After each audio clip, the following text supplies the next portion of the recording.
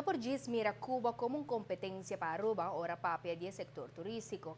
Assim, a ministra de Turismo avisa no momento de sair país la caribense na cabeça de uma delegação diplomático. A agenda está incluir reunião com o ministro Nampa Papia Riba e relação entre Aruba e Cuba. Mas que quer que Cuba está uma competência turística e país por oferecer oportunidade econômica. O conselheiro não está acompanhar o mandatário para conhecer o plano futuro de Cuba para o próximo ano e que produto não quer oferecer. A delegação diplomática a sair para Cuba já domingo tem a primeira visita oficial de Aruba como país na isla aqui.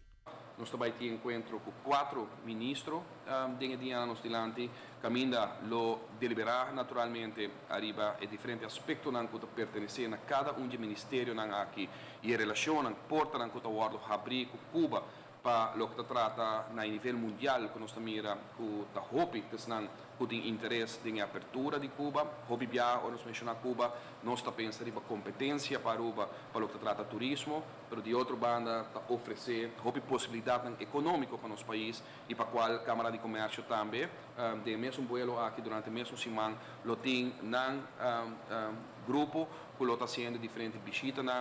Aunque mira Cuba como cenário para oportunidade econômica, o ministro nota subestima esforço para evaluar potencial de isla como eventual competência para Aruba. De delegação, lo tem também diretora, CEO de Aruba Tourism Authority, como também consejera de minha pessoa, arriba em diferentes matérias aqui. Intenção para combinar e viagem aqui também está para fazer uma avaliação a nível tópico, como acabei de apresentar, com o Hopi Bianos da Papia de Cuba como uma competência para nós aqui na Aruba.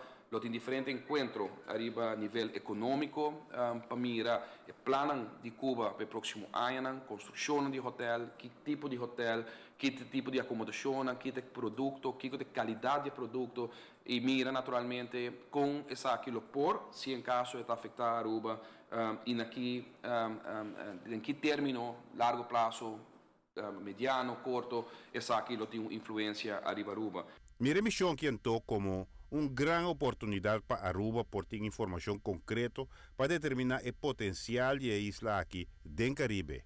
E aí aqui, de um gesto que pouco espera, Cuba e Merca opta para restabelecer relação diplomática depois de uma interrupção de 56 anos. Isso aqui pode significar uma era nova para a isla de Son.